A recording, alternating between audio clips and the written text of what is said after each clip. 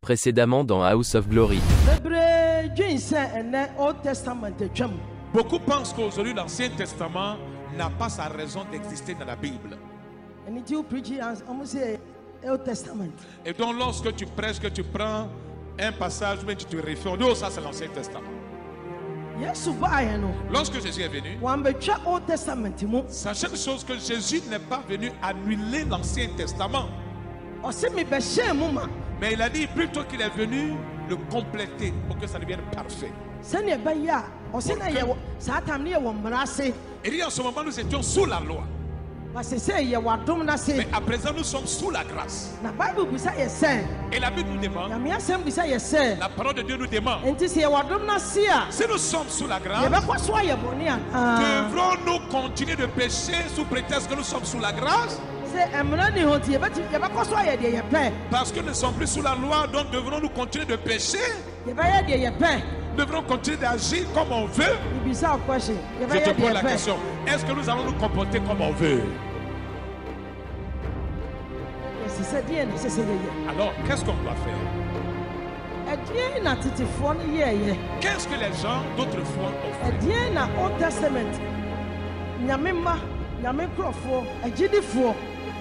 Qu'est-ce que les gens de l'Ancien Testament, les enfants de Dieu, les filles de Dieu, les croyants de l'Ancien Testament?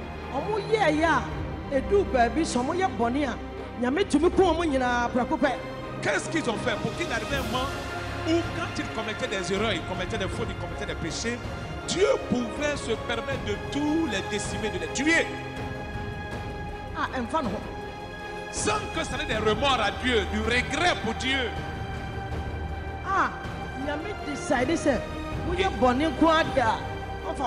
Et Dieu pouvait décider que si tu pèches contre lui, il ne te pardonne.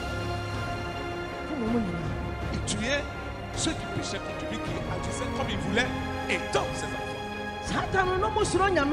Et en ce moment, les gens avaient la crainte de Dieu, ils avaient la peur de Dieu. Et quand ils commettaient des erreurs malgré leur crainte qu'ils avaient pour Dieu, lorsqu'ils commettaient des fautes, Dieu ne les pardonnait pas, il les punissait à mort. Aujourd'hui, nous disons que la grâce est là, que Christ est venu nous apporter la grâce. Jésus est venu se tenir enfin d'être grâce pour nous. Jésus est devenu le grand avocat pour nous. Lorsque nous péchons, Jésus intercède pour nous, il plaide pour nous. Est-ce qu'aujourd'hui, la vie que nous menons, notre vie chrétienne, notre vie de croyant là,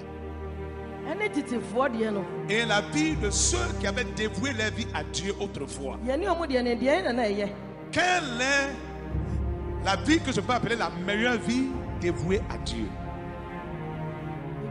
Je te pose la question, quelle est cette vie, la vie qui était plus consacrée à Dieu?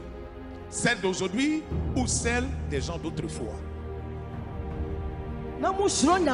Les gens criaient Dieu. Ils ne jouaient pas avec le temps de Dieu. Ils adoraient avec leur cœur, avec toute leur maison, avec leurs enfants, même les animaux. Tout adorait Dieu. Mais malgré ça, lorsqu'il arrivait des moments qu'ils commettaient des erreurs, qu'ils commettaient des fautes, Dieu les punissait à mort. De nos jours, nous disons qu'il y a la grâce. Nous adorons Dieu uniquement qu'avec notre corps. Notre pensée n'y est pas. Notre cœur n'est pas dedans. Nos enfants ne sont pas avec nous. Nos animaux ne sont pas dedans. Notre servante n'est pas dedans. Nous nous mettons nus. Nous disons même que la manière que Dieu nous a créés ne sont pas aussi jolies. Donc nous-mêmes on trouve le moyen de pouvoir faire tout genre de... On dit le nez que Dieu nous a donné. Non, il faut que je fasse une opération plastique pour pouvoir changer le nez. La bouche que Dieu m'a donnée, je vais faire une intervention plastique. Non,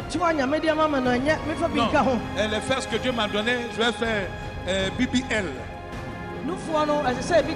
Les seins là, il faut que je mette un produit dedans pour que ça soit, la poitrine soit plus bombée. Lorsque ça brille qu'un homme voit, là, ça attire son attention. Il sera prêt à me donner ce dont j'ai besoin, tout ce qu'il a comme bien. Et avec ça, nous sommes quand même des croyants et nous nous trompons avec ceci. Et nous sommes dans la maison de Dieu avec tous ces attitudes. Et dans toutes les églises, c'est comme ça. Ma partie de femme est petite, donc il faut que je trouve le moyen de prendre une telle forme que je fasse l'opération. Et nous sommes dans la maison de Dieu faisant toutes ces choses-là dans la discrétion. Pourquoi? Parce qu'on ne vit pas les choses d'autrefois telles que quand Dieu s'aperçoit de ces choses, il ouvre la terre et puis il engloutit les gens dedans et ça faisait que les gens avaient peur. De nos jours, donc chacun fait ce qu'il veut, chacun adore comme il veut, alors que c'est lui qui a permis que Sodome et Gomorrhe soient complètement consumés. Et donc nous sommes sous la grâce. Nous allons faire ce que bon nous semble. Nous allons parler comme on veut. Nous allons adorer comme on veut. Nous n'avons pas d'humilité. Nous n'avons pas d'obéissance. Nous ne faisons pas ce que Dieu veut. Nous faisons ce que nous voulons. Dieu n'a pas changé. Il dit: je suis le même Dieu hier.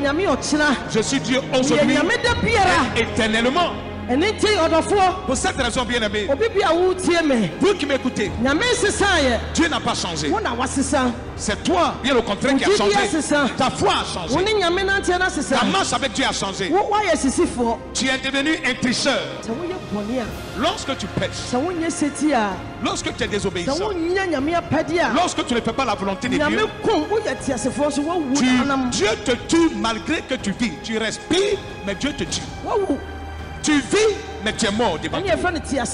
C'est ce qu'on appelle mort vivant. Ton corps est mort. Ton âme est morte.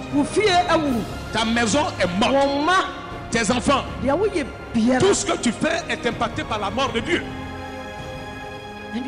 Bien aimé, c'est pourquoi dans la maison de Dieu, dans l'église de Jésus-Christ, nous sommes malades. Il n'y a que des ennuis, des problèmes de tout ça. La pauvreté, la misère, de tout ça. Parce que nous qui disons que nous avons cru en Dieu, nous n'avons pas un bon cœur devant Dieu. Notre pensée est mauvaise. Notre attitude est mauvaise. Dieu n'est pas en nous. Dieu n'est pas dans notre maison. Dieu n'est pas quand nous sortons. Dieu n'est pas dans nos voyages. Comment se fait-il que Dieu peut être avec nous? Bien aimé, si Dieu t'a permis d'être ici, Dieu nous a fait venir en train de t'annoncer la vérité pour rassembler ses brebis. Moi je ne suis pas ton pasteur. Jacob n'est pas ton pasteur. Nous sommes des envoyés de Dieu. Nous sommes des boys de Dieu. Et Dieu dit qu'on rassemble ses brebis, ses enfants en lui. Et lui-même, Dieu, viendra les faire partir auprès de lui. Amen. Amen. Et donc, quand tu te comportes comme tu veux, quand tu fais ce que tu veux, tu ne le fais pas comme Charlotte, tu ne le fais pas comme Jacob. Dieu te regarde, Dieu t'observe. Dieu a fait exprès pour te faire venir ici, pour que Jacob veille sur toi, pour que tu saches marcher. Et donc si tu es désobéissant, Jacob, à la parole qu'il annonce, aux enseignements qu'il te donne, c'est à Dieu que tu désobéis. Et quand c'est comme ça, tu vas payer la peine de tes propres actions, de tes propres péchés. Jacob ne répondra pas à ta place. Quelles sont tes œuvres?